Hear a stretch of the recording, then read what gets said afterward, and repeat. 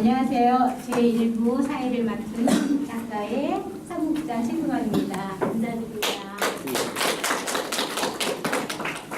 오늘은 부천 지역 작가 창의도시 지향성의 주제로 부천의 문화유산인 지역 발전 창의도시에 어떻게 기여할 것인가에 대해서 지역사 포럼을 하게 됩니다. 이 포럼을 통해서 우리 문화인들이 서로 힘을 실어주고 힘을 내어주고, 그래서 세계 속에서 부천이 문화유산을 품은 도시로서의 자리매김이 이 포럼을 통해서 확실해지기를 기원합니다. 그럼 이 행사를 시작하기 앞서 축사와 또 환영사가 있겠습니다. 이 자리가 만들어진 것을 환영하며 힘을 실어주실 인문도시 사업단 이희용 단장님의 환영사가 있겠습니다.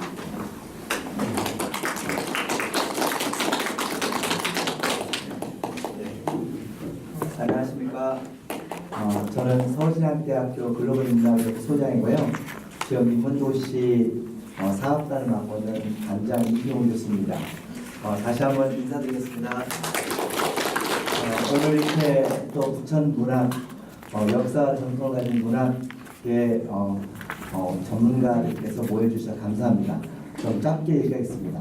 올해 인문주간이 이 행사는 저희 학교 행사가 아니고요. 교육부와 한국연구재단에서 후원해 주셔서 이룬 행사입니다. 올해 인문주간은 지금 오늘 시작했는데요. 부천만 하는 게 아니라 38개 도시에서 진행되고 있는 행사입니다. 올해 인문주간 행사의 큰 주제는 화해와 상생의 인문학입니다. 이 주제에 맞게 부천이 또 창의도시로 발돋움하는 이 시점에서 부천 문학이 지역화과 더불어서 문학 창의도시 발전에 견인차 할 수 있는 큰 동력을 받을 수 있기 위해서 이 자리를 마련했고, 또 이 자리에 또 큰 힘이 될 수 있도록 참석해 주신 우리 문학과 시민들에게 깊은 감사를 드리고, 오늘도 한 분도 가지 마시고요. 생각보다 많이 왔지만 어떤 경우가 들든 간에 다 식사를 모시겠습니다. 깊은 마음으로 환영합니다. 감사합니다.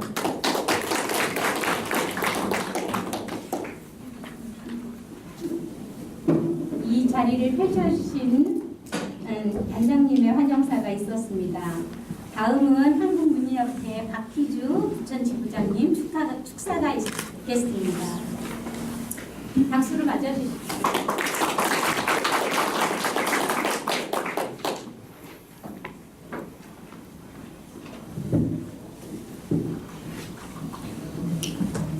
제가 오늘은 넥타이를 맸습니다.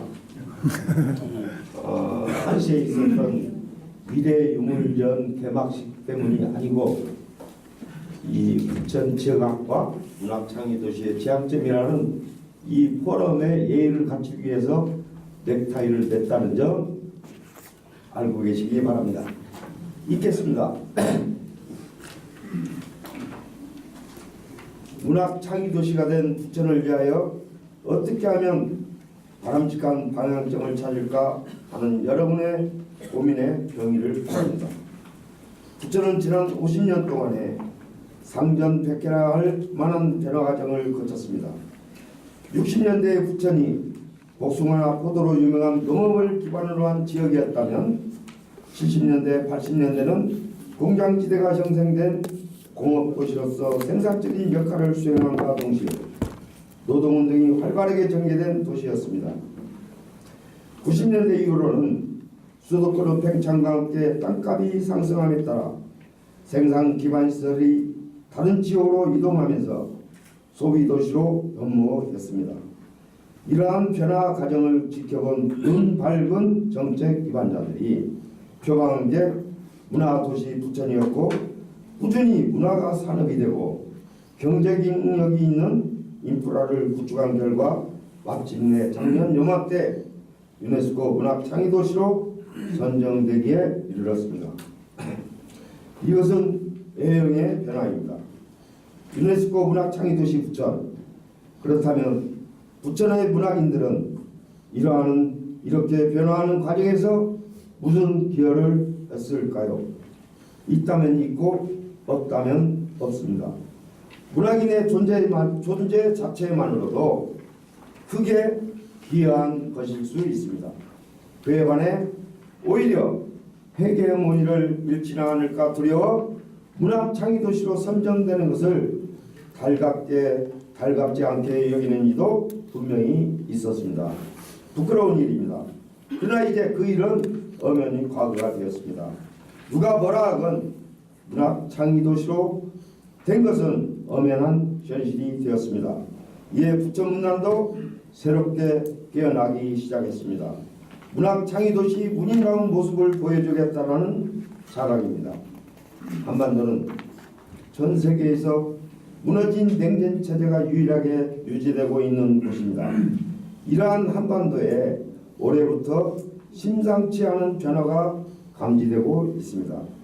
이 변화가 심상치 않다는 것은 국제 정세의 외부 요인만이 아니라 남과 북 모두 내부에서 변화를 주동하고 있다는 것입니다. 바로 줄탁동시 안에서 병아리가 쪼고 밖에선 어미닭이 달걀 껍질을 쪼는 안과 밖에서 새로운 질서를 향한 힘이 모아지고 있다는 점입니다. 대한민국의 역사는 안과 밖의 힘이 합쳐져 좋은 결과를 가져오는 줄탁동시와는 정반대로 안과 밖이 어긋나기만 하는 엇박자의 연속이었습니다. 그런데 요즘 한반도 정세에 심상치 않은 변화가 감지된다는 것은 엇박자가 아닌 제대로 소리를 내기 시작했다는 것입니다. 부천 문단의 역사도 문인들 간 엇박자의 연속이었습니다. 한 목소리를 내기보다 불협화음만 들려왔습니다. 부천이 문학창의도시로 선정된 것은 이러한 내부 요인입니다. 외부에서 쪼기 시작했다는 것입니다. 이제 내부에서 우리 문인들이 화답할 차례입니다. 안과 밖이 합쳐 껍질을 깨야만 병아리는 맑은 공기를 마시며 살 수가 있습니다. 문학창의도시를 누가 주체가 되어 성사시켰건 간에 그 지향점을 찾는 것은 이제 우리 몫이 되었다는 것입니다. 부천만이 이뤄낼 수 있는 독특한 환경을 조성하는데 부디 이 포럼이 출발점이 되기를 바랍니다. 여기까지는 공식적인 멘트입니다. 네, 저의 짧은 소개를 덧붙인다면 사실 문학창의도시는 갑자기 굴러온 떡이나 다름없습니다. 그러면 이 갑자기 굴러온 떡을 우리 부천 문인들이 어떻게 요리해서 먹을 것인가는 우리의 몫이 되었다는 것입니다. 따라서 작가회의나 문인협회나 때로는 건설적으로 경쟁하고 때로는 상호 협력하면서 앞으로 독특한 지금까지는 없었던 세계에서 유례를 찾아볼 수 없는 부천만의 독특한 컨텐츠가 형성이 되는 문학창의도시 부천을 만들어 가는데 여러분께서 성심성의 진력해 주실 것을 희망합니다. 감사합니다.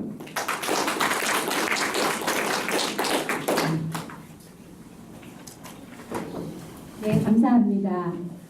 문득 환영사와 축사를 부르면서 문득 떠오른 단어가 있었습니다. 아프락삭스라는 단어가 나왔습니다. 오늘 이것으로써 환영사와 축사를 마치고 제2부로 진행을 하겠습니다. 안녕하세요.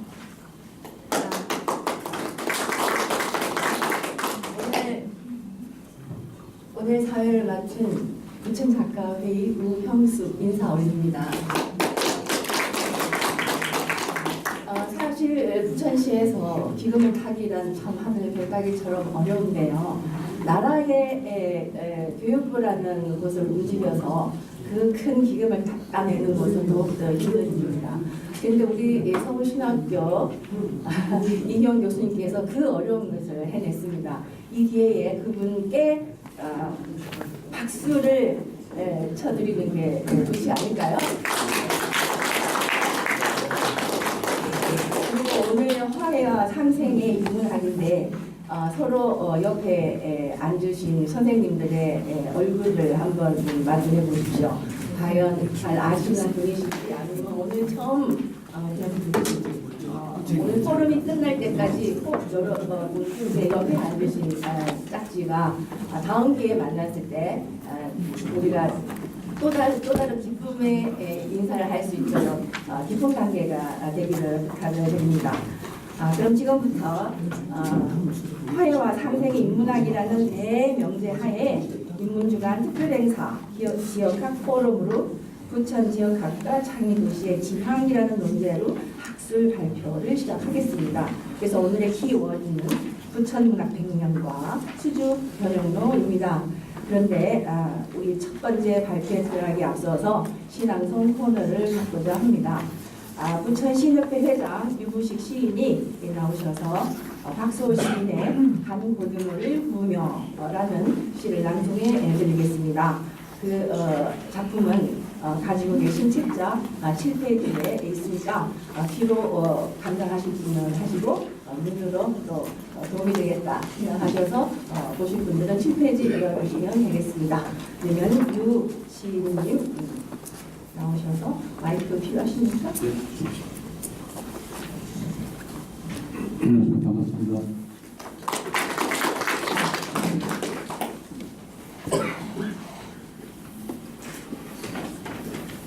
간고등어를 구우며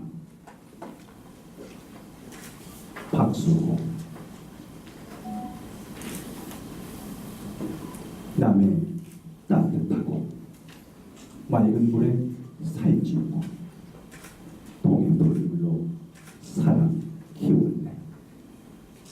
내생 또한 만남과 배신, 이별로 황량함이 가득했네. 거친 바다 숨소리에 놀라지 않고 같이 몸을 섞어 깊어지고 들리지 않는 소리도 크게 들 때까지는 무거진 세월 흘렀지. 한때 깊은 산사 선방 뜰악의 고적과 여유를 즐기고 싶었으니 봄바다 따스한 햇볕 아래 차 한 편을 읽다가 그 높은 무태에 올랐네. 어차피 가야 한다면 희미한 흔적도 남기지 말아야 한다면서도 뒤척이다 바닥 쪽으로 돌아누우면 바다의 해소 기침 소리 자꾸 등을 파고들었어. 이제 안동 육아에 불려나가 양반의 풍물을 배워 이름 얻었으니 안동 간고등을 하네. 무엇이 되려 하는지는 묻지 마시게. 소금이 절여져 한결 깊어진 내 눈빛을 보게 되리. 언젠가 나는 내 몸을 떠나고 몸은 나를 버릴 것인즉 그대 식탁에 오르면 거두어 주시게. 저녁 밥상에 놓여있는 내가 얻은 이름 하나.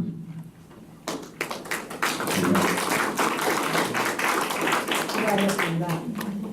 박수 한 번 칠 때마다 1년씩 젊어지니까 딱 10번만 10년만 젊어지겠습니다. 너무 오래 치시면 진행상 좀 지장이 있습니다.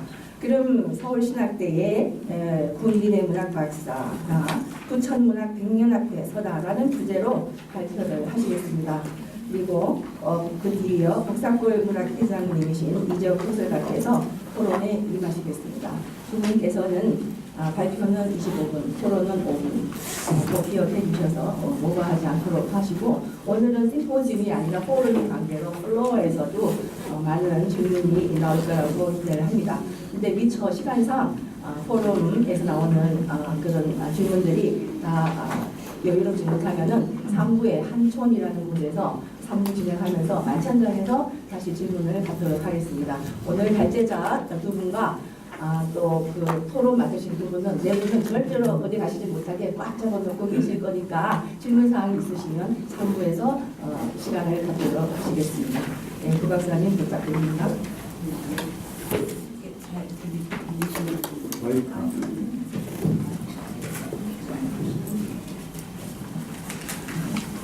안녕하세요. 구이리네라고 합니다. 부처 문학이 꽃피기 시작한 지 100년이 되었습니다. 그래서 차기 문학 도시로 선정되기까지 했는데요. 그것을 기념하면서 부처 문학의 과거와 현재, 미래를 한번 정리해 보고자 합니다. 그 중요 내용은 책자에 있으니까 참고를 하시고 제가 다 시간상 다 읽을 수는 없고 중요한 부분을 한번 읽어보도록 하겠습니다. 문학은 넓게 보면 한국 문학사라고 할 수 있지만 또 좁혀 보면 작가가 뿌리를 두고 있는 그 지역 특유의 삶이나 변화상이 작품 속에 드러나죠. 그래서 이것을 지역 문학으로 분류할 수 있지 않나 생각을 하는데요. 그 메빌보틀 무렵의 이효석 작가를 생각하면 공평에 이효석 문학관이 있는데 작가의 그 이효석은 자신의 경험을 토대로 향토색 짙은 작품을 써서 강원도를 대표하는 작가가 되었죠. 그래서 어떻게 보면 향토적이라는 말은 결국 그 지역 문학의 또 다른 이름이 아닐까 생각해 보았습니다. 부천은 1910년에 일본에 의해 부천군이 만들어지고요. 소사라는 이름으로 근대사에 등장하기 시작합니다. 1914년 부천군의 행정구역이 개편된 이래 지금까지 100년의 시간 동안 발전과 변화를 거듭하고 있습니다. 고향이 부천인 시인 수주 변영로가 1918년 청춘지를 통해서 등단한 이래 100년 가까운 세월 동안 부천 문학 역시 다양한 변화와 팽창으로 지역과 함께 성장해 가고 있다고 할 수 있겠습니다. 그 1942년 잡지 춘추지에 이태준이 소설 무연을 발표한 바 있었는데요. 여기에 소세라는 단어가 등장을 하죠. 그래서 뭐 이 이태준의 작품을 뭐 부천 지역 문학이다라고 말할 수는 없지만 그래도 그 오늘날 부천시 소사동을 일컫는 소세라는 단어가 등장하는 것은 어느 정도 의미가 있다라고 볼 수도 있겠습니다. 부천 문학의 흐름을 살펴볼 때 가장 먼저 그리고 가장 중요하게 다루는 사람이 바로 수주 변영로입니다. 우리에게도 너무나 잘 알려진 시논계 시인이기도 한데요. 수주 변영로는 명실상부 부천 문학의 시초로 여겨집니다. 당시 문단에서 영시, 영어로 시를 쓸 수 있었던 최초의 시인이자 민족의식에 대한 강도가 매우 높았던 지식인이었죠. 그래서 1924년 27살 되던 해 그가 남긴 단 하나의 시집 조선의 마음을 발행하게 되는데요. 이 시집이 한 권임에도 불구하고 그의 이름과 시 논계가 국민들에게 잘 알려진 이유는 바로 1953년 중학국어교과서에 실리면서 부터인데요. 1898년 서울 가회동에서 태어났지만 호적에는 부천군 오정면이 고향으로 되어 있는 부천 출신의 시인이라고 할 수 있습니다. 그래서 해방 전에는 고향으로 내려와 부천에서 해방을 맞이하기도 했죠. 더구나 그의 호인 수주는 고려시대 부천의 명칭이고 1961년 타계한 후에는 고향인 부천 고강동에 묻혔으니까 그가 부천의 시작과 함께 출발해서 부천 문학의 시작을 알리는 상징적인 시인이다라고 할 수가 있겠습니다. 그 변영로의 계보를 잇는 문인은 바로 소양 이상로인데요. 이상로는 실질적으로 부천에서 태어난 첫 문인인 셈입니다. 변영로가 자신의 호를 부천과 관련하여 수주라고 장명하는 것과 같이 이상로 역시 소사의 소, 고향의 향, 즉 소사가 고향이다라는 의미의 소양이라고 하여 그가 부천을 사랑한 문인이었음을 증명하고 있죠. 1916년 출생인데요. 이상로 시인이 문학활동을 시작한 것은 조금 늦은 1946년입니다. 소사의 지명인 당아래 고객길이 등장하는 시 분위를 발표하였고 그가 그래서 소사, 부천의 시인임을 다시 한번 증명하기도 했고요. 1953년에는 첫 시집 귀로를 출간하기도 했습니다. 이상로는 변형로만큼 대중에게 크게 알려진 시인은 아니지만 관념적인 현실 추구와 동양적 서정을 잘 나타냈다는 평가를 받고 있는 인물이기도 합니다. 이쯤에서 변형로와 이상로가 문단 활동을 했던 지역이 부천이 아니라 서울이라는 점은 좀 아쉬운데 1930, 40년대라는 시대적인 상황이나 양상 등을 고려하면 크게 이상한 일도 아니라고 생각이 듭니다. 일제 강점기였다라는 것은 더 차치하고라도 당시 부천은 지금의 발전된 문화생활이 가능한 도시의 모습도 아니었고 1950년대 당시 활동하던 문인이 170명 정도에 불과했다는 사실만 보더라도 어쩔 수 없는 일로 이해할 것이겠습니다. 1955년 현대문학 6월호에 부록으로 수록되었던 한국현역문학과 명단 시분과에 엄연히 변형로와 이상로가 속해 있었고요.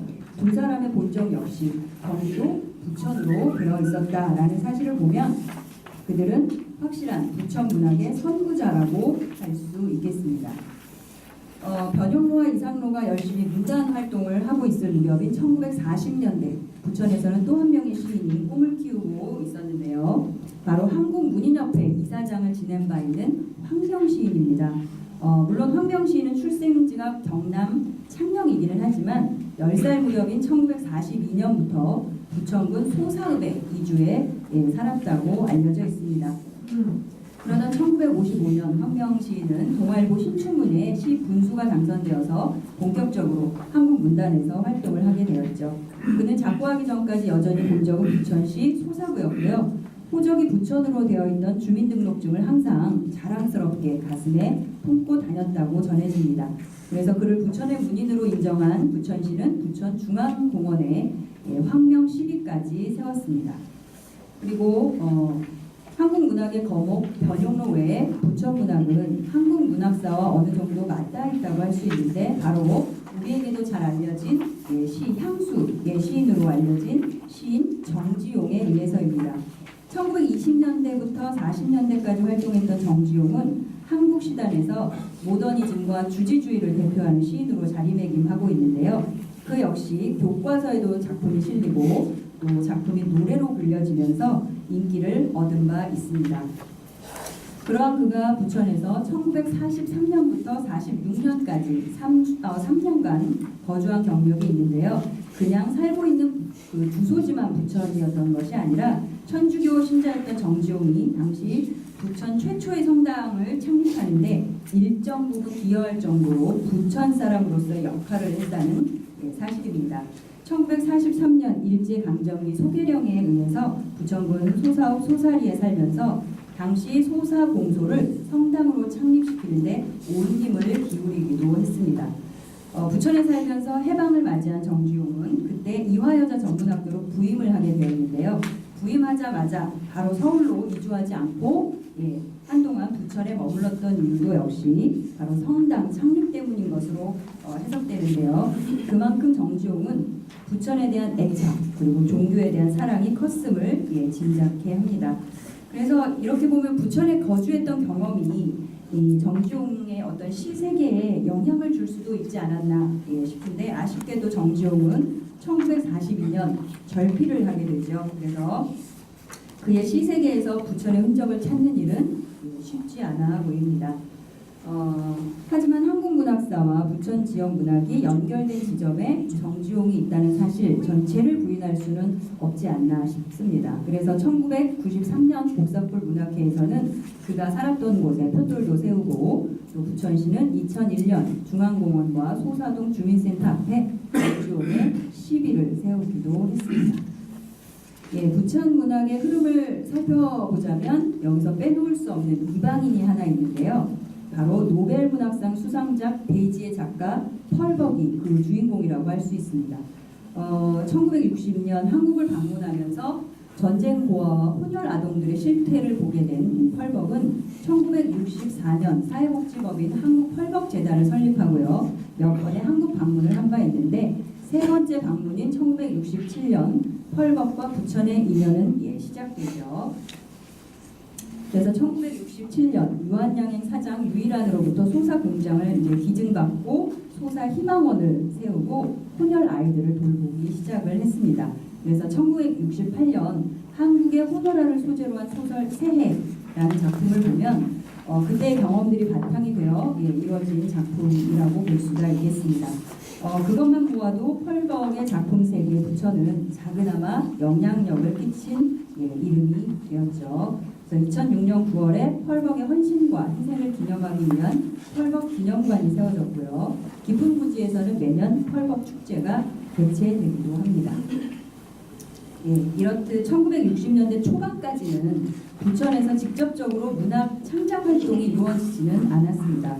이 시기가 중앙문단 혹은 외부문단에서 활동했던 부천 출신 문인들의 영향과 흔적을 검토하는 시기였다면 60년 이후부터는 본격적으로 부천 지역을 거점으로 문학 활동이 이루어지기 시작하죠.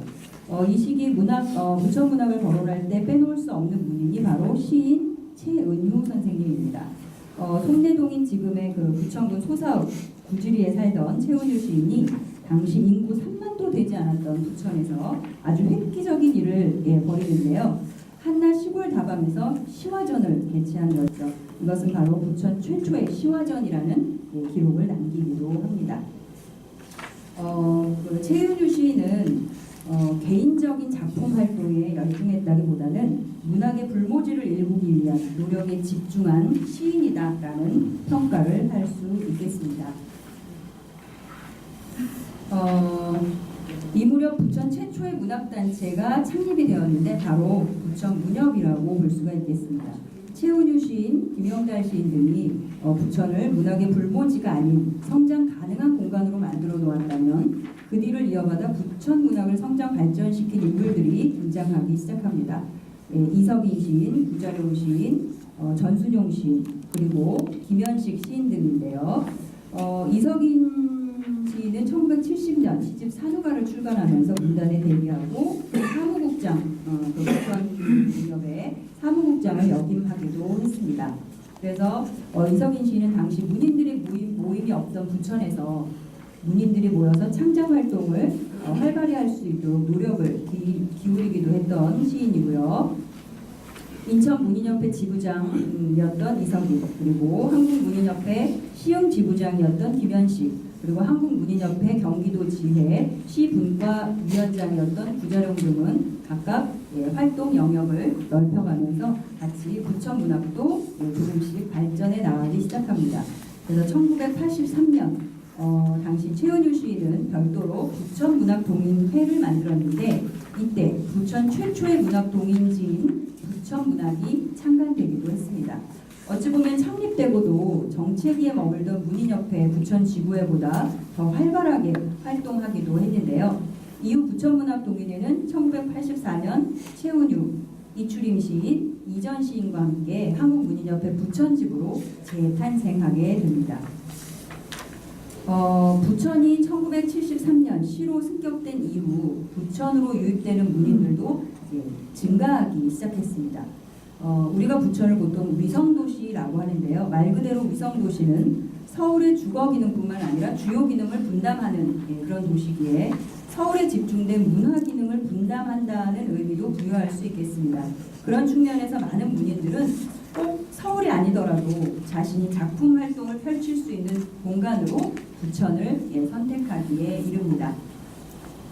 1972년 부천으로 이주해온 구자룡 시인은 부천예총 초대 사무국장과 경기문인협회 부천지부의 사무국장을 지내면서 부천문학에 본격적으로 발을 담그기 시작하는데요. 부천에 거주하는 기성문인 김봉균, 유덕회, 가영심, 양귀자, 호인수, 민충한, 이병기 등 8명을 중심으로 부천문우회를 발족시켰고요. 1989년에는 부천 관내 교사였던 박수호, 문재술, 최동심 등이 부천 복사골 문학회를 창립하게 되었죠. 그리고 두 단체를 통합시키면서 부천문학대열에 앞장서기 시작했습니다. 또 2000년에는 또 다른 단체인 한국작가회 부천지부가 있었는데요. 그 전신이 민족문학작가회의라고 할 수가 있겠습니다. 또 최근에는 부천에 거주하는 한국문인협회 소속 회원들을 귀합한 부천문인회가 지난해 봄에 결성되어서 부천문예 창간호를 발행하기도 했습니다. 이쯤에서 그냥 지나치면 안 되는 문인이 또 한 명이죠. 바로 소설가 양 기자입니다. 부자룡과 함께 부천문호회 회원으로 활동했던 소설가 양 기자는 물론 전북 전주 출신이지만 1981년 결혼과 함께 부천에서 거주하게 되었는데요. 이후 계속 부천에 머물면서 자신의 대표 작품인 연작 소설을 완성하기에 이릅니다. 특히 1986년에서 87년까지 집필한 연작 소설 원미동 사람들은 말 그대로 부천시 원미동을 배경으로 하여 완성했는데 1988년 드라마로 제작되면서 대중에게 부천을 알리는 데 아주 큰 역할을 하기도 했던 작품입니다. 특히 원미동 시인 등은 단편 드라마로도 제작되기도 하고요. 부천지역대학의 국어교재에 수록되기도 하면서 현대사회로 발돋움하는 당시 시대상과 소시민들의 일상을 섬세하게 묘사했다는 평을 받기도 합니다. 그래서 현재 대중적이고 문학사적으로 평가받을 수 있는 유일한 부천 문학 작품이 바로 양 기자의 원미동 사람들이 아닌가 싶은데 이 점은 매우 의미가 있는 부분이라고 여겨집니다. 부천이 유네스코 창의문학 도시로 선정될 수 있었던 이유는 바로 지금까지 다루었던 주옥 같은 근현대사 문학사에 문인들이 존재했기 때문이라고 생각이 듭니다. 그들이 없었다면 부천 문학의 미래도 존재하기 힘들었을 것이라는 말인데요. 그렇다면 과거의 문인들이 이뤄놓은 부천 문학을 어떻게 유네스코 창의문학 도시와 연결시켜 발전시킬 수 있을 것인가 하는 문제가 나오는데요. 많은 분들이 이미 알고 계시듯이 유네스코 창의도시 네트워크는 유네스코가 7개 분야에서 뛰어난 창의성으로 인류문화 발전에 기여하는 세계 도시 중에서 선정을 합니다. 그래서 선정된 후에는 전 세계 네트워크를 통해 상호 교류하고 국제적 명성을 얻을 수 있는 이점을 가지게 되는데요. 이런 이점을 근거로 볼 때 부천문학과 창의문학 도시를 연결짓는 일은 부천문학의 미래를 알아보는 일과 일맥상통한다고 볼 수가 있겠습니다. 먼저 문학은 문화 안에 속하는 것이지만 문화가 곧 문학이라고 할 수는 없습니다. 이 말은 곧 문화와 문학을 구분한 창의문학 도시만의 색깔을 갖춰야 한다라는 의미가 되겠습니다. 부천문화의 중심이 문학이 되어야 한다는 말인데요. 부천이 선정된 분야는 유네스코 창의도시 네트워크 7개 분야 중 문학 분야임을 생각하면 그것은 당연한 일이겠죠. 문학적 창의 자산은 있는 그대로를 지키는 존속보다는 발전에 더 큰 의미를 두어야 한다고 생각을 합니다. 유네스코가 추구하는 목적 또한 지속 가능한 발전에 있기 때문입니다.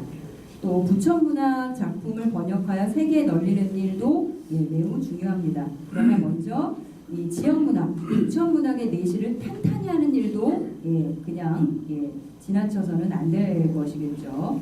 지금 부천에는 부천문인협회, 부천작가회를 비롯한 여러 문학단체들이 존재하고 있는데요. 이들은 각자 자신이 속한 단체의 이익을 위해 목소리를 냅니다. 넓은 의미로 해석하자면 부천문학을 위한 발전보다는 각 문학 단체의 발전과 팽창을 위한 목소리가 아닐까 생각이 드는데요. 이는 부천문학을 위해서도 창의문학 도시를 위해서도 결코 바람직한 태도는 아니라고 생각을 합니다.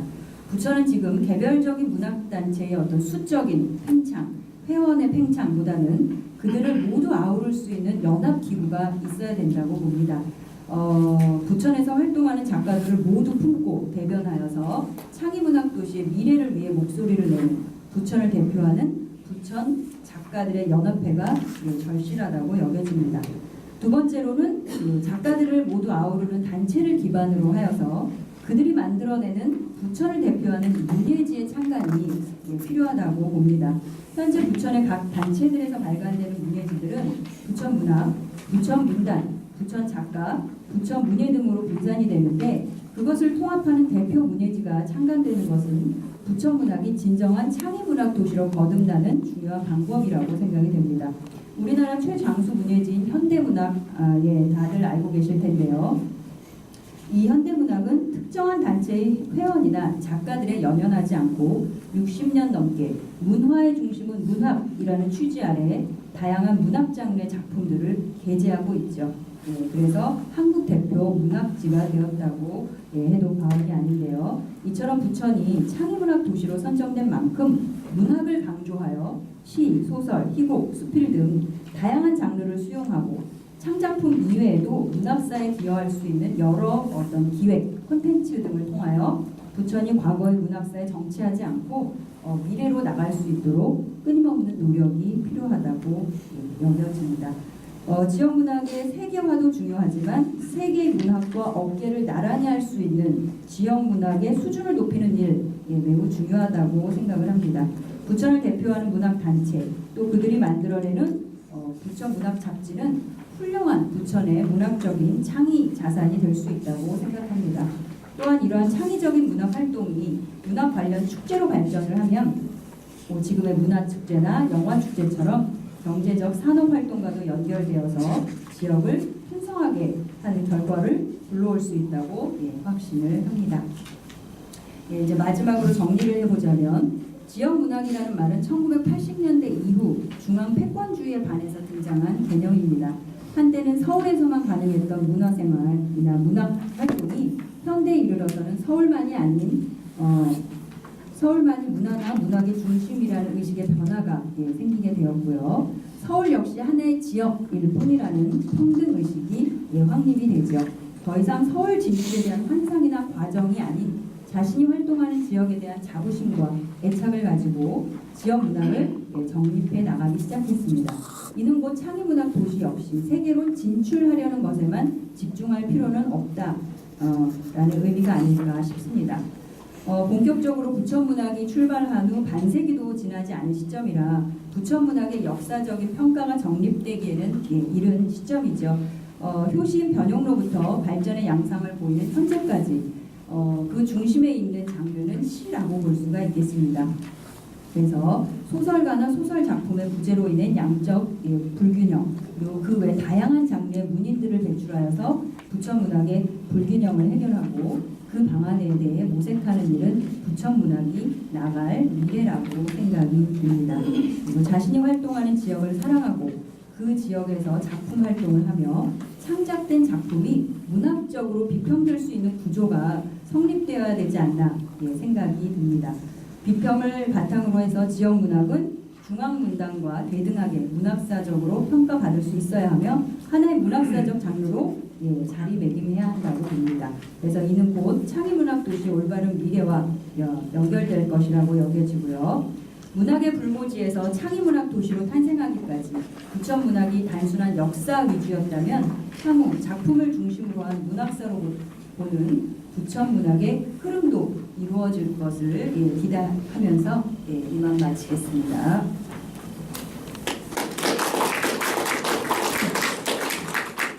네, 딱 25분 정확하게 맞추셨습니다. 대단한 훌륭한 발표자이셨습니다.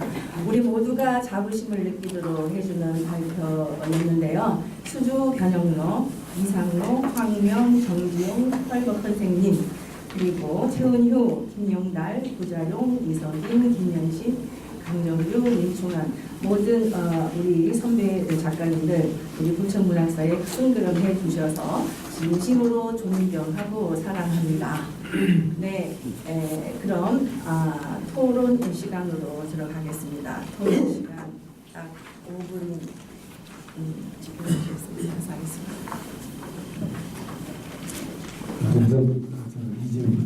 우선 5분이라는 시간에 부담이 5분 동안 과연 어떤 얘기를 해야 할까? 어쨌거나 제가 의문을 갖고 제가 어떤 의문으로 묻는 게 아니라 제가 생각하고 있는 부분에 대해서 이게 곧 의문이라고 그래? 생각을 해주시면 되겠습니다. 반체장께서는 부천문학 100년을 두 가지 관점에서 봤다고 제가 이해를 하는데요. 첫째가 부천 작가들과 부천문학 단체들 그리고 지역문학과 부천문학 작가들이라는 견해 같은데요. 어쨌거나 부천 문학의 어떤 역사는 수주를 기점으로 한다면은 상당히 오래 한국 근대 문학과 동시에 출범하는 기회를 같이 한다 이런 생각이 들었고요. 그 이후에 뭐 부천이 쭉 도시화되기 이전까지는 별 문학적인 발전이 없다가 그 이후에 이제부터 부천 문학이 시작이 되겠죠. 그게 최훈 선생 이후 그렇게 생각합니다.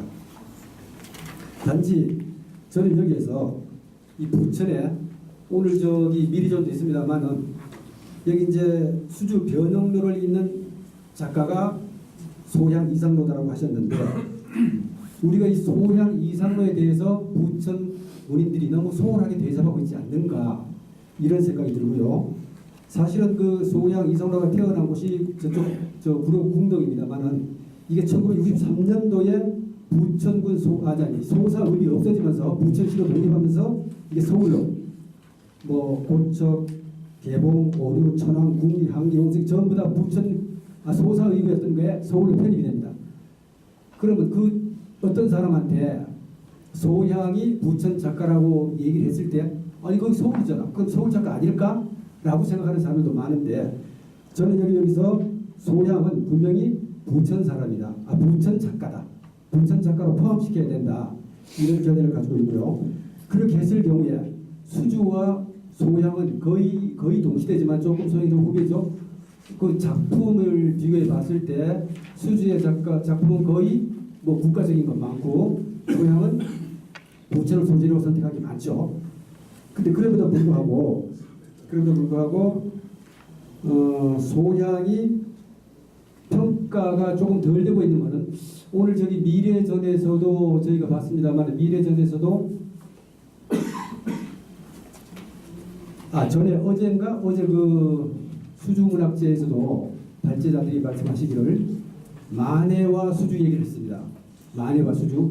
만해는 높게 평가가 되고 수주는 조금 덜 평가되고 있다. 그 이유가 뭔가에 대해서도 조금 서로 얘기가 있었으면 싶었는데 안 하시더라고요. 그게 어떤 데다가 포커스를 맞추느냐에 따라서 그 작가가 그 지역의 작가가 되고 더 유명한 작가가 되고 지명도가 있고 이런 게 아닌가 싶어서 앞으로 우리가 해야 할 부천 문인들이 해야 할 과제 중에 하나가 소향에 대한 연구가 더 많이 필요하다 이런 생각을 가지고 있습니다. 그다음 지역 문학에 관해서인데요. 이제 그 뭡니까 황명, 정지용, 양기자 등 이제 우리 지역 문학의 어떤 거두라고 저희들이 모시고 있는 분들입니다. 이런 분에 대해서 지역 문학의 작가로 평가해야 할 그 경계나 범주가 어디라고 생각을 하는지 이게 조금 우리 문제라는 생각이 듭니다. 예를 들어서 물론 이제 발제자께서도 말씀하셨지만 소향과 수주는 당시 부천이 뭐 살 데가 못 됐었겠죠. 거의 서울에 가서 활동할 수밖에 없었던 이유가 충분히 설명이 되고 있습니다만은 그렇다 하더라도 이분들이 대문화가 됐을 때 그분이 태어나서 자란 곳이기 때문에 부천 문인으로 평가할 수가 있다 라고 할 수 있는데 그 외에 잠깐 살다 간 사람들에 대해서는 어떻게 할 것인가. 그 사람이 부천에 관한 어떤 작품을 썼던가 아니면 부천에 대한 어떤 문화에 큰 어떤 뭐 업적을 끼쳤다든가 이런 걸로 평가해야 할 것인가. 단순히 그가 대문어이므로 훌륭한 작가가 됐으므로 부천에 살다 간 것 하나만 가지고도 부천 문인으로 지역 문인으로 평가를 해야 될 것인가. 이런 문제도 조금은 생각할 문제다 이런 생각이 들었고요.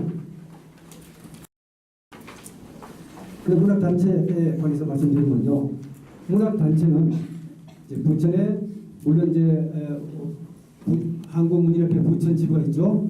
그 다음에 그 이후에 훨씬 이후에 한국작가의 부천 지부가 결성이 되어 있습니다. 물론 이게 이제 그 어떤 그 뭡니까 글 쓰는 이념에 따라서 아마 조금 성향을 달리한다고 해서 창설됐을 것으로 알고 있고요. 그런데 이게 지방으로 내려가면은 지방이 다 이웃 사람들입니다. 서로 잘 아는 작가들입니다. 그래서 많이 그 이념이 희석이 돼가지고 그냥 같은 지역에 사는 선의의 경쟁을 하는 작가다. 이렇게 저는 이해를 하고 싶습니다. 그런데 단지 이제 부천에는 또 다른 이제 복사골 문학회라는 단체가 하나 있는데요. 이건 문학단체입니다만 복사골 문학회는 작가로 등장하지 않은 기성 작가도 물론 포함이 됐습니다만 상당한 이제 문학 작가 지망생들이 더 많죠. 글공부를 하는 사람이 더 많다 보니까 이게 뭐 어떻게 보면은 평가자가 되는 좀 어설픈 뭐 작가 모임이다 이렇게 평가될 수도 있습니다만은 최근에 부천이 문학 창의 도시가 되면서 오히려 복사골 문학의 존재 가치가 더 필요하다 이런 생각을 하는 사람입니다. 왜냐하면은 문학 창의 도시는 어떤 일부 작가들만을 위한 게 아니고 많은 시민들을 위한 그 전체 시민을 아우르는 문학을 매개로 하는 그런 아울러서 발전하는 도시여야 한다는 의미를 갖고 있다 치면은 이런 작가 지망생들을 많이 포함해가지고 그 작가 지망생들이 또 다른 작가로 등장해서 또 그 도시 발전, 도시 문학의 발전에 기여할 수 있는 이런 단체여야 하기 때문에 뭐 어떤 특정한 대접을 받기보다도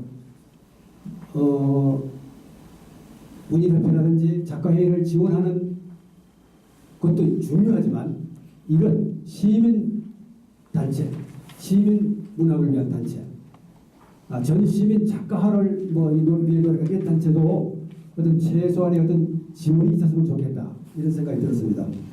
끝으로 이제 부천문학 창의도시가 결성이 돼가지고 결성이 아니죠, 선정이 됐습니다. 선정이 돼서 사실 우리 부천 문인들한테는 상당히 자부심이 있기도 합니다. 이게 뭐 부천 문인들이 훌륭해서가 아니라 그 연유는 잘 모르겠습니다만 어쨌거나 부천이 그 어려운 선정 과정을 통과해서 선정이 됐단 말입니다. 우리 굉장히 감사하게 생각할 일이고 이런 문학 창의 도시가 된 이후부터 과연 앞으로 우리가 어떻게 해야 될 것인가에 대해서 조금 생각해볼 문제가 되겠습니다. 지금까지 그 어떤 소리의 양분, 어떤 정책이라든지 기획이라든지 대한 양분된 소리가 하나로 통일돼야 한다. 이제 그러기 위해서는 조금 이제 생각들이 다르겠지만 제 개인적인 견해로는 어떤 컨트롤 타워가 있었으면 좋겠다.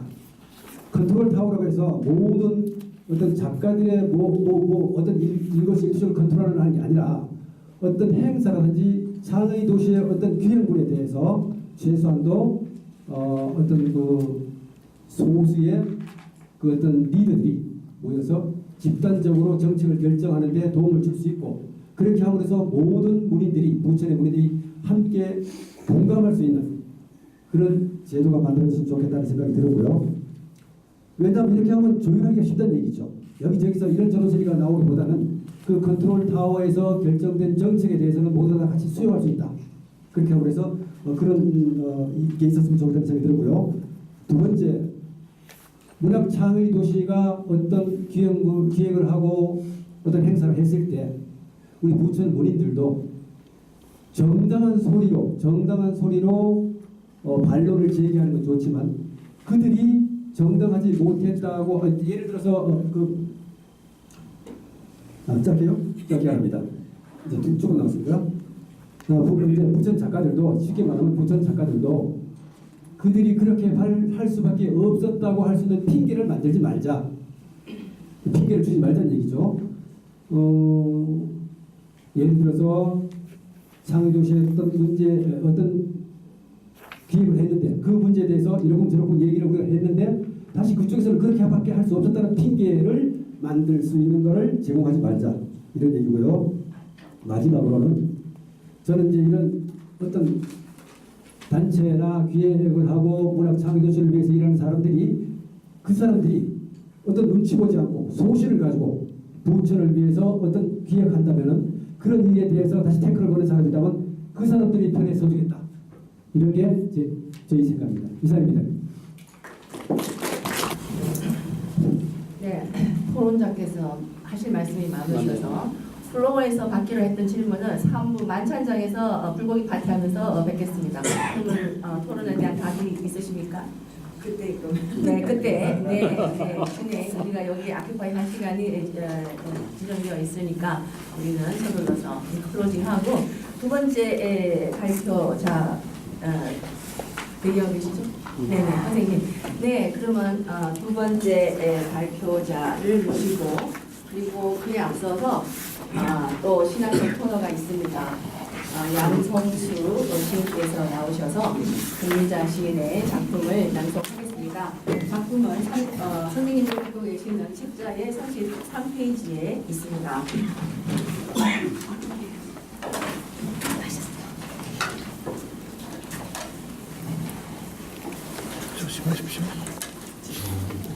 박선생이야? 나 모르겠지. 박선생 죄송합니다. 제가 모르고 제 얘기를 갖다가.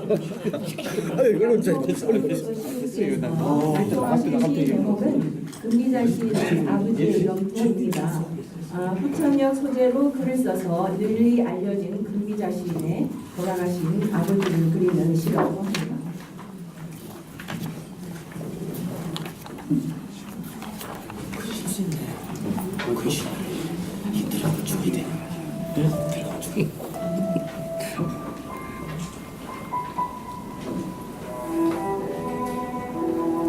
아버지의 영통 금기자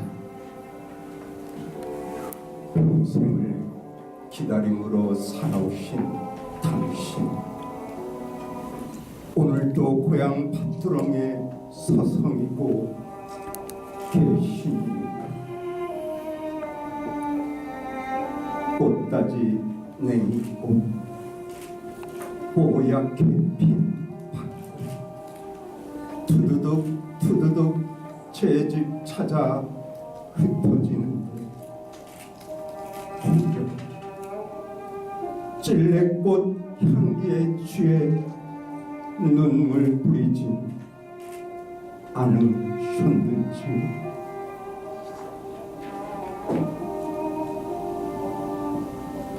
좁다란 논둑길 빛고운 뱀딸기 강아지 풀에 꿰어 건네줄 사람 없어 뜬북새 울음 속에 당신 눈물 섞으셨겠지요.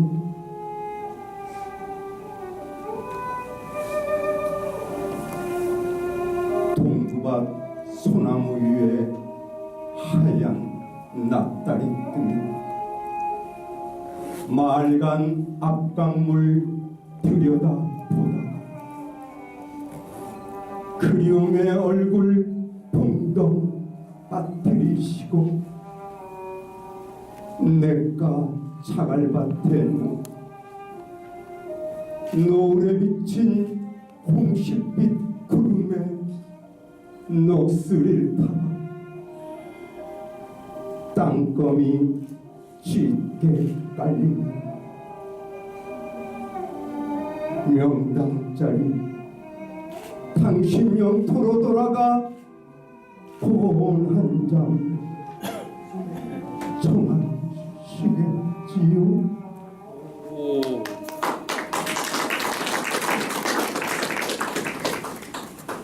네, 신앙송 작품을 쓰신 작가 두 분이 여기 계십니다. 박수호 선생님 일어나 주시고 금기자 선생님 일어나 주시고 우리는 박수 10번으로 10년 젊어지겠습니다. 10번.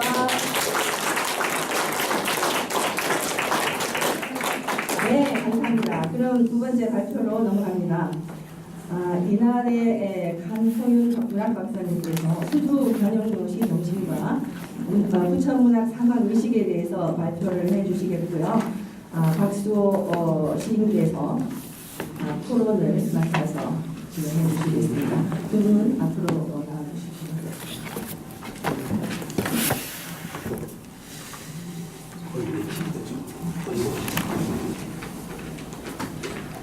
발표지 34쪽입니다. 간후일입니다. 저는 국어국문학과에 들어가가지고 나름 오랫동안 공부를 했는데 한 3년 전에 이 변영로 선생에 대해 가지고 좀 논문을 써달라는 그런 청탁을 받고 저는 전공이 사실은 제 고전입니다. 그래서 고민을 해다가 이제 쓰게 됐습니다. 상당히 놀라운 것은 제가 교사로서도 현직 교사로서도 고등학교에서 학생들에게 가르치고 현대문학사를 또 현대문학사를 배우고 대학원에서도 또 대학교에서도 이제 가르치고 그랬습니다만 이 수두 선생에 대한 것을 너무 치고 있지 않나라는 생각을 했습니다. 왜 이러한 분이 제대로다가 대접을 받지 못할까? 또 하나는 오늘 이제 제가 말씀드리고 싶은 것은요. 장르는 모든 문학 장르는 사실은 이제 등가성을 갖습니다. 시가 소설에 비해서도 높은 위에 있는 것도 아니고요. 산문이 문문에 비해 가지고 떨어지는 것도 아닙니다. 근데 우리나라의 문학사에서는요, 이상하게도 시를 갖다가 산문보다 상당히 후에 놓는다는 걸 느꼈습니다. 또 이 수주 선생의 글을 보면서 수주 선생의 시도 좋지만 이 산문이야말로 글쓰기 영역에 있어가지고 대단한 그러한 그 위치를 차지하고 있다는 것을 느꼈습니다. 그래서 오늘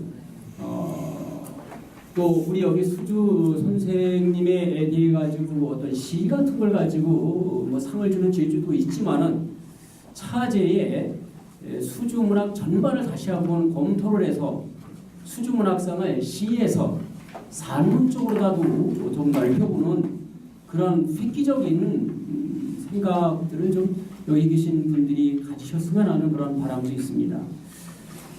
내용이 상당히 깁니다. 3년 전에 그 국회에서 이것을 발표 써놓고 국회에서 발표를 한다고 했는데 저에게 주어진 시간이 참 5분이었습니다. 그래서 이게 그냥 책상 속에 있다가 다시 이렇게 3년 만에 빛을 보게 된 것 같습니다. 조금씩 읽어가면서 말씀을 드리겠습니다. 34쪽 수주 변형로 시정식과 부천문학 상황의식입니다. 부천문학 상황의식은 제가 깊이 있게 여기서 다루지는 않았습니다. 그래서 수주 선생만 제가 집중적으로 한번 살펴보도록 하겠습니다. 시도, 금전도, 명예도, 삶도, 심지어 한국 문학사에서조차 그 이름 석자를 찾기 어려운 한마디로 모두 가라. 목마르다라는 소리죠. 늘 메마르다라는 그런 의미입니다. 수주는 한 번도 채워진 적이 없는 것 같아요. 늘 무엇인가 갈구만 했었죠. 그리고 그 갈구조차 끝내 이루어내지를 못했습니다. 문인 수주는 늘 님을 그렸습니다. 그 갈구하는 대상은 님인 것 같아요. 그 님에 대한 변주는 그의 시에서 님, 혹은 벗, 혹은 그대, 혹은 당신, 혹은 너, 혹은 동무, 혹은 꽃 이런 것으로다가 변주되어서 나타납니다. 하지만은 그러한 그 님은 거의 수주 선생에게 곁을 허락하지 않은 것 같습니다. 님이시여, 왜 나를 보고 외면을 하십니까? 당신의 마음을 내가 아는데요. 님이시여, 왜 당신의 눈이 우수십니까? 당신의 소름을 내가 아는데요. 님이시여, 왜 새삼스러이 우십니까? 당신의 기쁨을 내가 아는데요. 님이시여, 어디로 가십니까? 변치 않는 당신임을 내가 믿는데요. 1924년 조선의 마음에 실린 시입니다. 여기서 당연히 조선의 마음입니다. 조선의 마음, 그 님은 당연히 조국이죠. 그 조국은 그에게 정의였고 진실이었고 믿음의 대상이었고 꿈이었습니다. 그렇기 때문에 그가 꾸는 그 꿈은 일반적인 꿈과는 다른 우리에게 없어서는 안 될 생을 완결하는 조건, 내가 있기에 조국이 있다라는 그것이라고 저는 생각을 했습니다. 나의 꿈은 그 옆에 한 장 넘어가셔가지고 36쪽을 보시겠습니다. 나의 꿈은 흔히 꽃 없는 이 붉은 꿈이잖아. 그리하여 나는 헤매이노라. 그 꽃을 찾으러, 붉은 그 꽃을 찾으러 1921년 신천지에 실린 시입니다. 수주의 꽃은 꽃이 없이 잎으로만 꾸며졌습니다. 그래서 수주는 꿈을 꿉니다. 꽃을 찾으러, 그것도 붉은 한 송이 꽃을 찾으러. 수주는 이때 24살의 조선 젊은이였습니다. 1919년 3.1운동도 실패하고 일제강점기에 초라하는 젊은 지식인일 뿐이었습니다. 그에게는 토록만큼도 용술 수 없게 만드는 질곡의 시대였습니다. 그는 푼구라 이 조선 땅에서 붉은 꽃을 피우러 꿈을 꿨습니다. 하지만 그 꿈은 해방 후에도 결코 이루어지지 않았습니다. 나라를 되찾으면 재상증을 하겠다고 했지만 결국 그에게 돌아온 것은 교수 자리가 호작이었습니다. 그나마 그 교수 자리도 얼마 되지 않아서 그를 잘못 해독하는 분들에 의해서 성서 모독을 했다고 해서 선성모독을 했다고 해서 쫓겨나고 맙니다.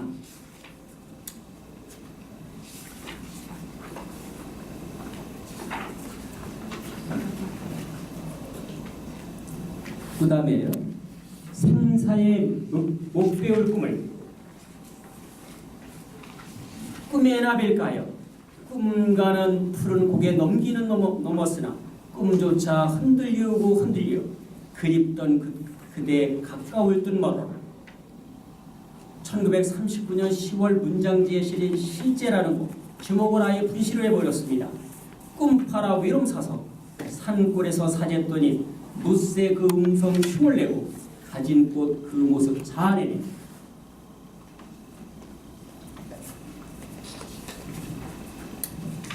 꿈과 외로움 사이에 태어나서 외로움과 꿈 사이에 숨지나니 별이 하늘에 박힌 듯이 달이 허공에 달리듯이 꿈과 외로움의 두 틈 사이 잠자코 말없이 살으랴.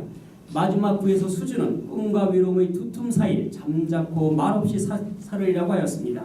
수주가 꿈과 외로움의 두 틈 사이에 있음을 알 수 있습니다. 외로움이 현실이라면 꿈은 그가 지향하는 것입니다. 당시가 일제의 막바지 바로 이 시기였습니다. 수주에게 꿈은 결코 오지 않을 꿈일지도 모르는 겁니다. 물론 20세부터 꿈속에서 찾아 헤매던 붉은 꽃은 아직도 보기가 원합니다. 그렇게 제목 찾아 제목을 잃어버린 실제가 되었습니다. 40쪽으로 넘어가겠습니다. 이러한 그의 시들을 제가 가만히 살펴보니 밝은 저서라는 곳으로다가 볼 수가 있지 않을까라고 생각합니다. 태사공 사마천이 사기를 저수라는 것은 궁형을 당하고였습니다. 궁형이라는 건 남자에게 극한 형벌입니다. 자기의 모든 것을 잃고 나서 지은 것이 바로 사기입니다. 그래서 사기는 시야 비야 옳은 것이 무엇이냐 그른 것이 무엇이냐. 사마천은 사실은 잘못한 것도 없거든요. 이름을 잘못 변호했다고 했는데 내가 잘못한 것도 없는데 이 시대는 나에게 왜 이렇게 가혹한 형벌을 갖다 가하는가. 무엇이 과연 옳은 것이냐. 내가 역사를 통해서 그것을 증명해 보이리라. 그게 바로 밝은 저서로다 지은 사마천의 사기입니다.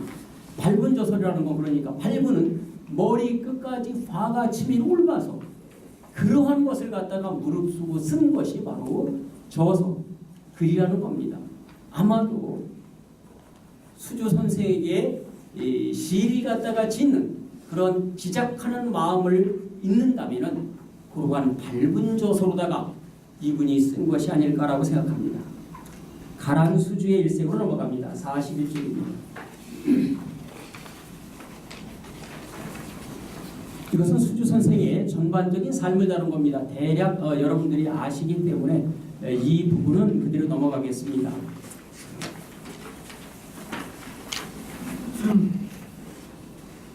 가란 인생으로서 수주 45쪽입니다. 가란 자가 나의 삶을 상징도 하고 대변도 할 것이다. 목마를 가란 시인 변형무가 자신을 가장 적확하게 표현한 말입니다. 자기 자신에게 수주 선생이 가란 자가 나의 삶을 상징도 하고 대변도 할 것이다. 한 자가죠. 가란 자가 아니라 한 자가 나의 삶을 상징도 하고 대변도 할 것이다. 그에게는 근원적인 한 자가 있었습니다. 그것은 님의 부재로부터 왔습니다. 눈이라는 시를 보겠습니다. 아리따운 그대의 눈치는 실포들까지 어찌나 실이 나벗기는지 나의 갈길 잃었으라. 길 잃은 나 들로 볼로 헤매이다가 혹시 그대 밑둥에 붙었거든. 길 잃었다 찾아온 줄 아소. 길 잃은 나 수주는 자기 자신에게 길 잃은 나라고 표현하고 있습니다. 방랑은 노래도 역시 마찬가지입니다. 역시 조선의 마음에 실린 시인데 바다에 있는 그대를 들에 가서 찾습니다. 그랬습니다. 수주인님은 그에게 곁을 허락하지 않았습니다. 그는 바다로 들로 자기 자신을 끊임없이 찾아다녔다고 볼 수가 있습니다. 47쪽의 모럴리스트를 보겠습니다. 이러한 수주의 그러한 마음은 무엇일까?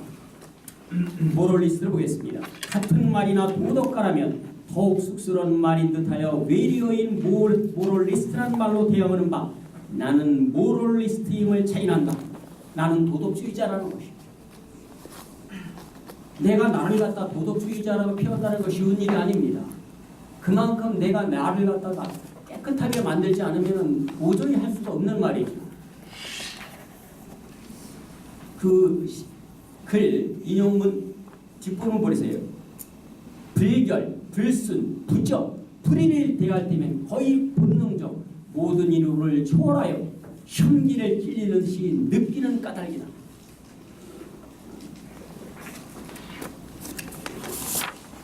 이호는 문제로 넘어가겠습니다.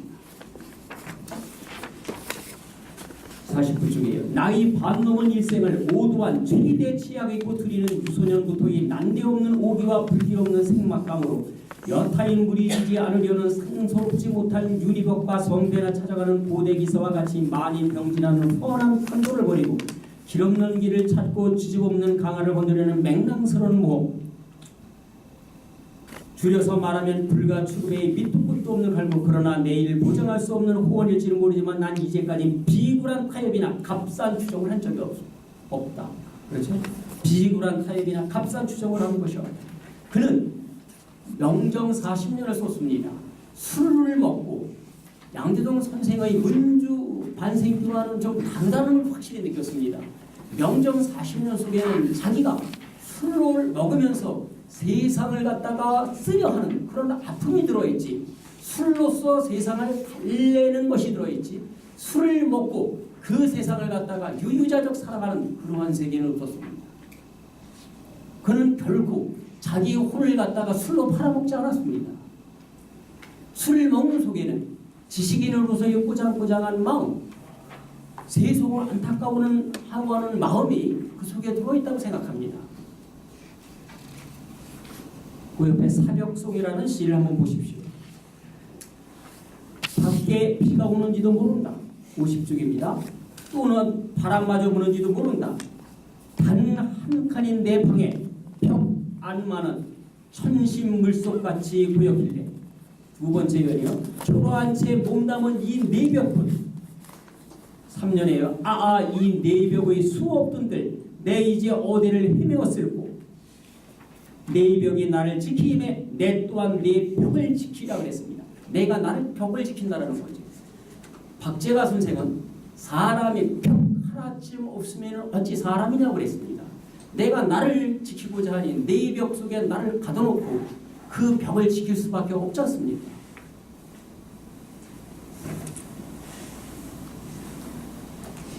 전통 중시로 가겠습니다. 53쪽입니다. 수주 선생은 그래서 우리의 전통을 중시했습니다. 그가 폐허파, 백조파, 개벽이라든지 폐허, 개벽, 장미촌 뭐 이런 데 있다고 해가지고 현실을 갖다 과거를 부정하거나 아니면은 이광수 선생이나 최남순 선생님처럼 과거로부터 전면 이탈을 생각하지 않았습니다. 그는 과거가 없는 현재가 없다고 생각했습니다. 그의 글 속에서 한문투가 많고 우리말이 많은 것은 바로 그러한 전통을 중시했기 때문입니다. 무엇보다도 우리는 너무도 시비에 젖고 따르기만 하는데 급급하여서는 아니 된다. 최대한의 노력과 시간을 짜내어 동서의 고전과 칠하여져야 할 것이다. 고사 등진 매우 없듯이 고전져버린 신문학이나 신예술이 있을 수 없다. 유명한 독일 작가 토마스 만도 고문화에 뿌리박지 않은 신문화는 없다고 말했다. 고전져버린 신문화나 신예술은 없다고 단언을 합니다. 일제치하에 백구두를 신고 종로꼬리를 활보했던 그러한 그이들과는 이 수주 변형무 선생의 삶이 다른 것 같고 마음도 다른 것이 아마 이런 데서 나온 것이 아닌가 생각됩니다. 선성고요 네 번째입니다. 위대한 위선자인 공자의 40%와 절세의 대마고기인 맹자의 부동심. 대마고기는 대동선동입니다. 위대한 위선자 공자의 40%가 절세의 대마고기인 맹자의 40%부동심은 이 말 때문에 그는 선성을 모독했다고 해서 전국 유림협회에서 들고 일어나서 결국은 성균관대학교 교수 자리를 나오게 됐습니다. 나중에 변형훈 선생이 이런 얘기를 합니다. 내가 그 글을 쓴 것은 단순히 현 세대를 개탄하는 풍자문이었다. 풍자를 몰랐던 겁니다. 그 당시에 지식인 책하는 사람들이 내가 40이 됐는데 불호관이냐, 지금 맹자의 부동심증을 가지고 있지 않아야 되느냐, 이런 생각들을 갖다 지식인들이 한다는 겁니다. 근데 수주 선생이 시작하는 건 내까지 깜냥해. 내가 부동심이 돼? 왜 공자를 들먹이고 왜 맹자를 들먹이는 거야? 라고 해서 이 글을 쓴 거지. 맹자와 공자를 갖다가 모독을 시키려고 이 글을 쓴 게 아니라고 당신이 표현을 해놓습니다. 그러한 풍자문을 현실에 있는 사람들은 오히려 그것을 이해하지 못하고 수지 변형이 잘못됐다고 그런 거죠. 이런 꼬장꼬장한 기계, 날카로운 세상을 풍자하는 글을 당시에 쓴 분들이 그리 많지 않습니다. 더군다나 이인은 가난했습니다. 221쪽에 포도를 걸으며 57쪽입니다. 포도를 걸으며 다져놓은 골이 오르면서 넓고 푸른 그 풀밭과 종알거리는 시냇물이 그지없이 그리웠다. 3년째 오고 가는 수없는 얼굴, 아침 저녁 지나치건만 낯설고 부침성 없어 그 얼굴 찾고 수주는 늘 혼자 걸었습니다. 이런 일을 좋아할 수가 없습니다. 수주 선생은 자기가 돈키호테를 좋아한다고 그랬습니다. 돈키호테의 그 저돌성, 용맹성, 그 순수한 마음, 우리의 동심론 있지 않습니까? 작가는 동심론이 있지 않습니까? 이회 선생도 나쁜 놈은 좋은 글을 쓰지 못한다 이런 얘기를 했는데, 나쁜 놈은 나쁜 놈이 되지 않으려고 그러면 아동 같은 마음이 있어야 된다는 동심선 아니겠습니까? 그게. 예. 그 다음에 가란무늬로서 변형어를 보겠습니다. 시 짓는 것이 아니고 발하는 것이어야 하며, 시 짓는 사람 많습니다. 장문이 아니라 글은 쓰기입니다. 내 속에서 잉태가 된 생각이 잉태가 되어서 그것을 낳은 것이 글이어야 되는데 우리는 짜집질하고 있는 시가 너무나 많습니다. 시 짓는 것이 아니고 발하는 것이 밖으로 다 나와야 됩니다. 그것이 눈물 같아야 하고 한숨 같아야 하며 때로는 애소여 때로는 노후여야 된다. 다산 정혜궁 선생님 말씀처럼 옳은 건 옳고 그런 건 그런 것이야 그러다고 하지 않으면 그것은 글이 아니라고 그랬습니다. 그런데 우리 남쪽 문인들은 시문학파라든지 이런 글들만 시라고 여깁니다. 사회적인 거 카프라든지 카프라든지 이러한 어떠한 아나키스트 같은 사람들이 지은 글들이나 이런 글들, 목적성이 있다고 그러한 글들을 갖다가 상당히 경시하는 듯합니다. 순수 예술만이 예술이라고 치부하는 것은 사회성을 저버리는, 어떻게 보면 반푼 문학밖에 되지 않나 그런 생각이 듭니다. 그렇기 때문에 수주는 시도 산문도 많이 쓰지 않았습니다. 마음에서 바라지 않으면 쓰지 않은 거지. 61쪽에 보겠습니다. 그래서 그는 꽃 같은 글을 쓰고, 꽃 같은 글을 쓰고 싶다. 바람 같은 글을 쓰고 싶다. 뇌정 같은 글을 쓰다. 벼락처럼 내려치는 그런 글들이요. 소금거리는 듯 웃는 듯 우는 듯한 글을 쓰고 싶다. 하다못해야 짖는 글이라도 쓰고 싶다. 범용한 내용 소각한 표현으로야 수레를 채우도록 쓴들 무슨 소용이야. 되풀이하여 말하는 듯하나 나는 무슨 까닭이 있는 글을 쓰고 싶다. 우리 이 부천에서 정말 그 어떤 문학 하시는 분들은 정말 필요한 말이라고 생각합니다. 그리고 시만을 운운할 것이 아니라 부천이 글쓰기의 어떠한 고향처럼 한다 그러면 이 수주 선생을 글쓰기, 수주 선생을 본받으면 글을 쓰는 어떠면 첫머리는 들어가는 것이다. 글은 이렇게 쓰는 것이다라는 그런 본향으로서 이 수중문학을 더 넓혀야 되지 않을까 그런 생각을 합니다. 저에게 좀 주어진 시간이 그리 많지 않습니다. 그래서 쭉 그런 내용이 들어있고요. 67쪽에 선배는 센파이라는 얘기 나옵니다. 이거는 끼리끼리 하지 말라는 얘기입니다. 선배, 내 선배는 아무개야.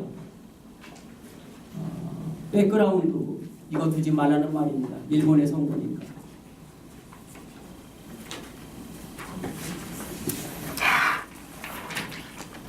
그 다음에 아동문해 74쪽 보십시오.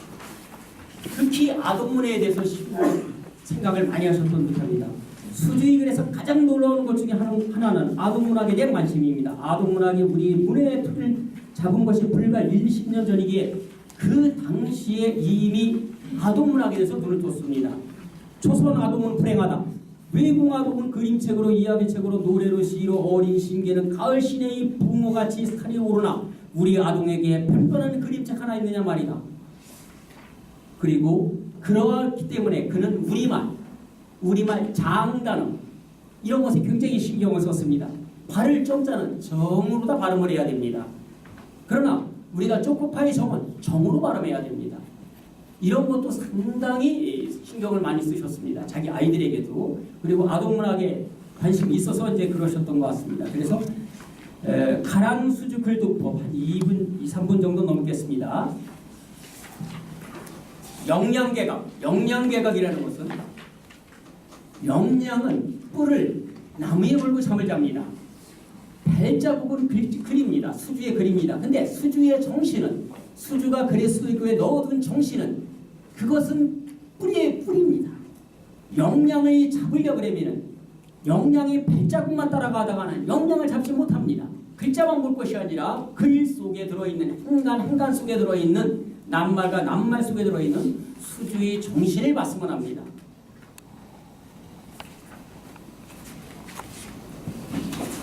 그 다음에 미자건징이라는 게 나옵니다. 정약용 선생님의 말씀인데요. 글이라는 것은 아름다운 건 아름답다고 하고 미운 놈은 밉다고 하고 잘될 것을 갖다가 권하고 못된 것은 징계하라 이겁니다. 이것이 글이라는 거죠. 왜냐하면 우리의 삶을 다루는 우리의 인정물태 우리가 이 세상을 살아가는 그러한 삶을 다루는 것이기 때문에 그렇습니다.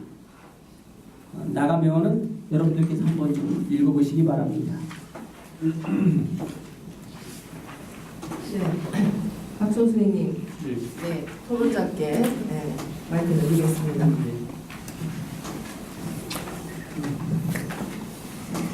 대단하십니다. 저기 공감이 가는 부분이 참 많습니다. 저는 이제 우리 발제자께 한 2가지 정도 문제를 가지고 서로 얘기를 나눠봐야면 좋겠다 그런 생각을 합니다. 제가 있던 자료로 좀 보면서요. 이번에 주제가 지역학, 부천문학, 중앙문학과 구분되는 부천문학에 대한 얘기입니다. 우선 그 얘기 들어가기 전에 이런 얘기를 한번 해볼까 해요. 그 시문학관에 가서 김영구 축제를 시인의 축제를 보고 왔습니다. 근데 사실은 이런 경우가 아닌가 싶어요.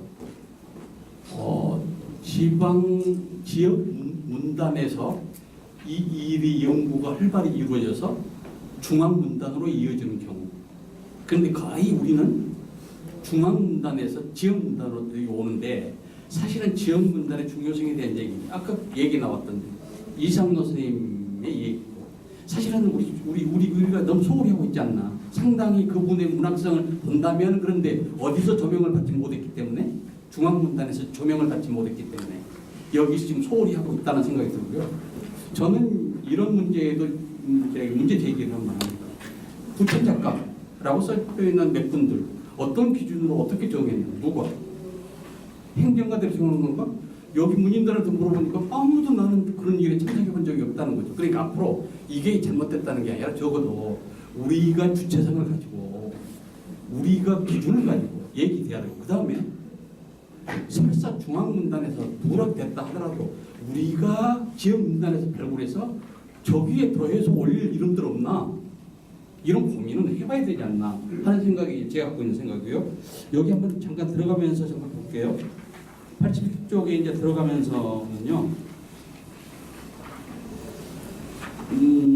들어가면서 맨 마지막 단락만 한번 보시죠. 이런 측면에서 지역문학연구는 단순히 지역에 묻혀있는 작가나 작품의 발굴을 넘어서 그 작가의 작품에서 구현되는 지역성, 즉 지역의 정체성 발견과 함께 보성으로 나가야 할 과제를 지닌다 그랬고요. 지역문학의 실천 사례를 보면은 지역문학의 정체성 얘기하면서 한번 보십시오.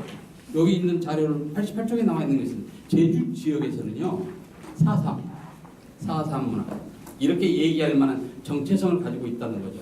그 다음에 광주는 어떻게 하냐면은 5.18 문학과 페미니즘 뭐 이런 거 요즘 얘기되고 있는 요 얘기.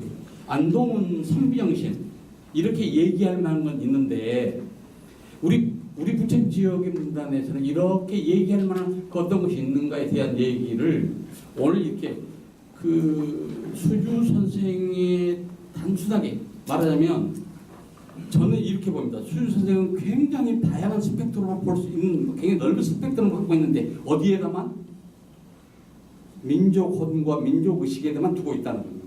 저는 그렇게 보고 있습니다. 그래서 나중에 두 번째 질문은 이제 그렇게 해서 나중에 나갈 건데요.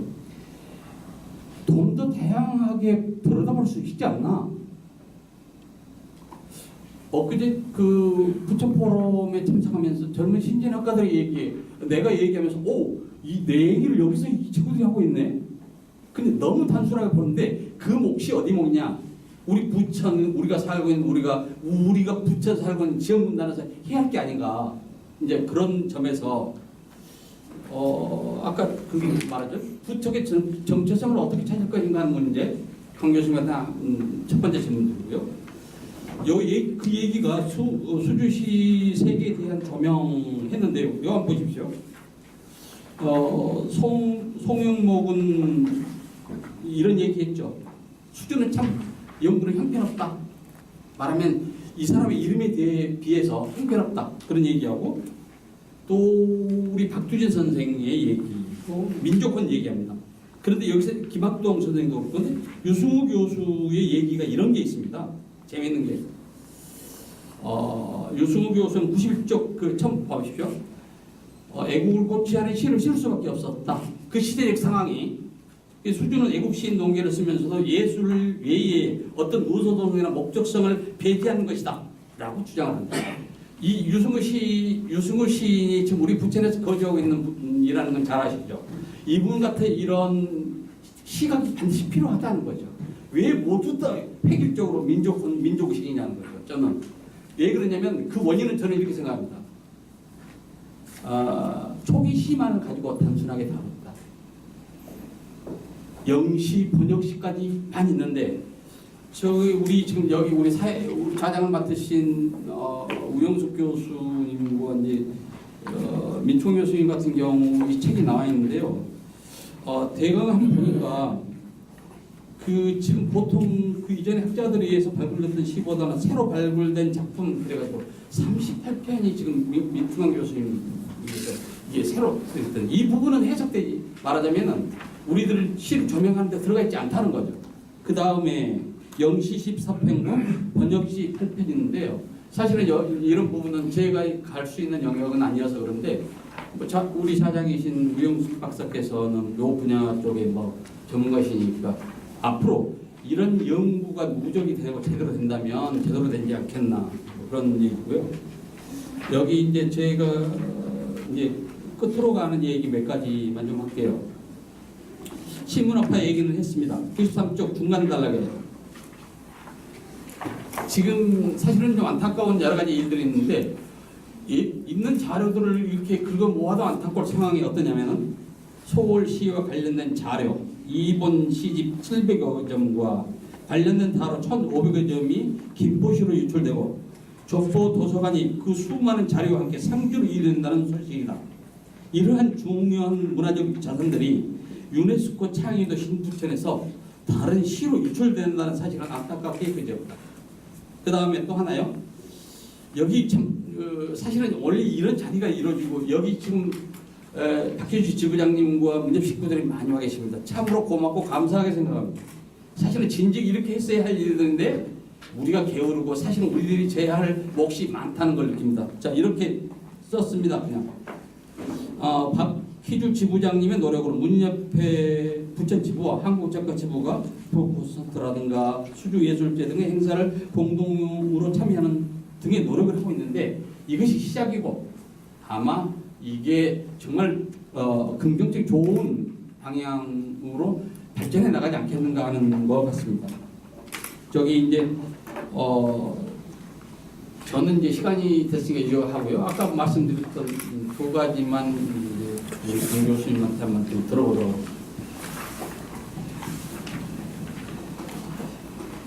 하나는 부천의 정체성이죠. 정체성이 글쎄, 부천 문학의 정체성을 어디서 찾아야 될지는 모르겠습니다. 근데 뭐 셰익스피어를 영국과도 바꾸지 않는다 그러잖아요. 뭐 지나친 이야기이기는 하지만은 우리가 한 분을 갖다가 그 같은 문인들이 추앙을 하면은 충분히 저도 그 정도가 가능하다고 생각을 합니다. 이 부천 문학의 정체성을 찾기 위해서 지금 대표적인 부천 문인이라고 그러면은 수지 변형호 선생이 분명합니다. 그렇다면은 부천 문학의 정체성을 찾기 위해서도 한번 수주 문학의 전방위적인 연구를 하는 모임, 그래서 하는 그런 어떤 기획 세미나 같은 거를 갖다가 하면은 다른 데서도 이것은 올 것 같습니다. 우리나라의 거대 담론이 될 수도 있다고 저는 생각을 합니다. 지금까지 수주 선생과 가까이 지낸 문인들이 거의 없습니다. 그렇지 않습니까? 정계에서 있었던 문인들 모두가 다 가는 길을 수주 선생을 가지 않았습니다. 그렇기 때문에 현대 문학사에서도 교과서에서도 논계 이외에는 그를 다뤄주지가 않았었던 겁니다. 이것은 부천 문인들이 해야 될 일이라고 생각합니다. 두 번째는 저 아까 뭐 얘기했던데 이제 두 번째는 이제 요 얘기를 듣고 말씀드리려고 했는데요. 여기서 그 강 교수님이 임이란 존재를 조국적으로 이렇게 귀결시키는 일은 저는 좀 합당하지 않다. 몇 개의 작품은 그게 가능하다. 그러나 나머지 대부분 작품들은 임을 조국으로 귀결시키는 일, 이건 우리가 다양하게 생각한 일을 포기하는 일이 아닌가 이런 싶은 생각이 들거든요. 그런데 이 부분에 대한 뭐 좀 말씀 부탁드립니다. 제 글 속에 님을 조국으로만 한정하지 않았습니다. 그럴 수가 없습니다. 예, 계속해서 변질에 따르자 님의 모습은 조국도 되고 그다음에 사랑하는 진짜 님도 되고요. 내가 추구하는 이상적인 어떤 욕망도 될 수가 있는 것이죠. 다양한 것으로 다 변주가 되는 거니까 그것은 그 한정적으로다가 조국이라고 한다는 것은 그 문제가 있는 것이죠. 그렇지는 않습니다. 네, 두 분 감사드립니다. 근데 우리 수주 변용로 선생님은 영어로도 많은 작품을 남기셨어요. 코리아 헤럴더의 전신인 코리안 리퍼블릭이라는 영자 신문에다가 상당한 글을 남기셨는데 그거는 항일보다는 친미에 가까운 그런 글들을 많이 남기셨습니다. 굉장한 그 민주주의 옹호자이셨고 대단한 반공주의자이셨습니다. 근데 우리 그 이승만 대통령에 대해서 상당히 긍정적인 마인드가 강했기 때문에 그 당시에 그 반 이승만 그룹들한테 상당히 배척을 당한 상태였어요. 그래서 그러한 시대적인 흐름이 있었기 때문에 우리 변호 선생님이 뒤늦게 그렇게 슬프게 거의 아웃사이더로 계셨는데 그런 건 제가 번역함으로써 제가 알게 되었습니다. 우리 책자가 출간되어 있기 때문에 관심이 있으신 분은 그거 책을 읽으면 되겠고요. 그리고 오늘 저희 한국 우리 대한민국에서 기금을 하셔가지고 우리 부천 지역학을 이렇게 높이고자 포럼을 해주신 우리 이희용 교수님과 그리고 부천 작가회의 회장님이신 최현규 소설가님께서 오늘의 이 포럼을 주관하셨고 그리고 구자룡 선생님께서 이 프로세스를 다 기획을 하셨습니다. 이제 지금 이 자리에서 꼭 여러분께 소개해드릴 젠틀맨 두 분을 모시도록 해보겠습니다. 우리 박희주 회장님과 최영규 회장님 두 분은 우리 부천 문단을 이끌고 계시는 두 분이 일어나 주시겠어요? 부천 문협회 회장님이시고 부천 작가회의 회장님이십니다.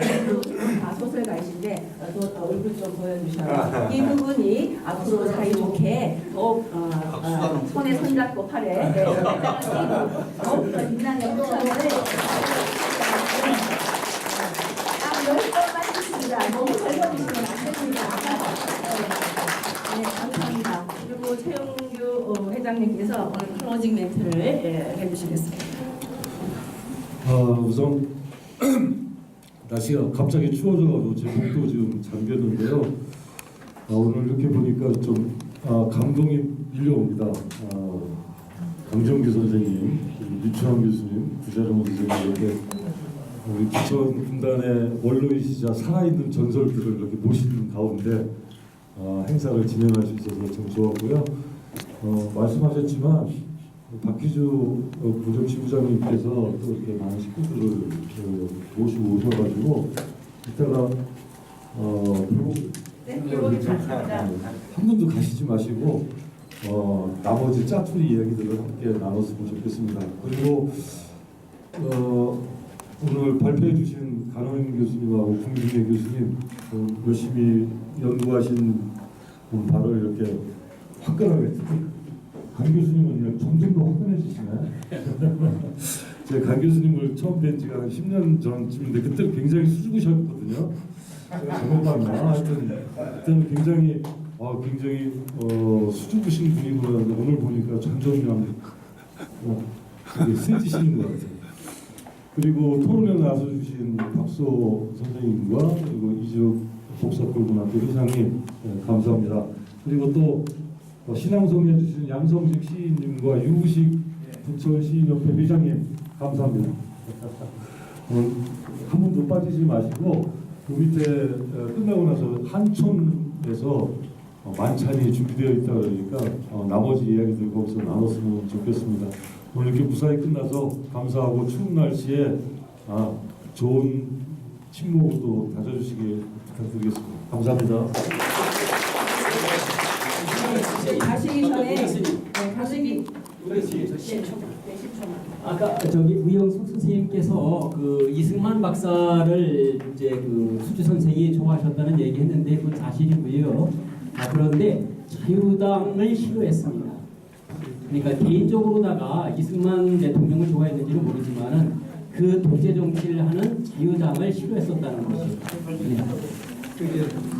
네, 우리 변용렬 선생님이 진달래 동산 책 커버를 이승만 대통령께서 글씨 친필로 써주셨습니다. 그럼 오늘 부천 엘리트 작가분들을 모시고 오늘 귀한 시간 가져서 참 즐거웠습니다. 그럼 차증이 여기 있는데요. 네, 주차증 필요하시면 저한테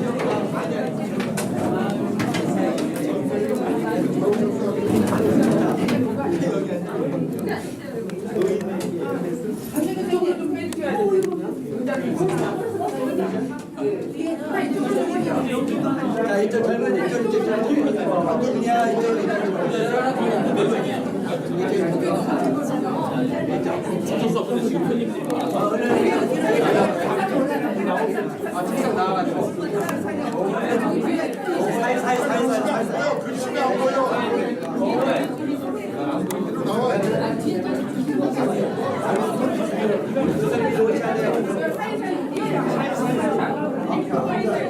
애기들은 거기 책상에 올라가요. 애기 표면 연령이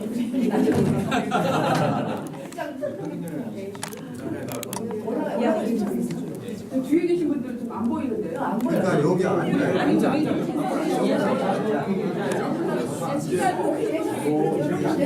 아니 여기 앞에 집에 앉으시면 안 돼요.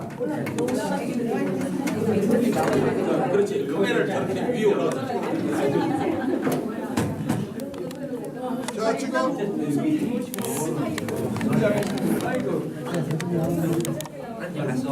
신문에 나가야 됩니다. 하나, 둘. 잠깐만요. 저기 안 찍었습니다. 신문 기자가 지금 그냥 계세요. 다 찍으셨어요? 충돌해. 한번 더 하실까요? 네. 하나, 한 번 더. 네. 하나, 둘, 셋. 화이팅! 네, 감사합니다.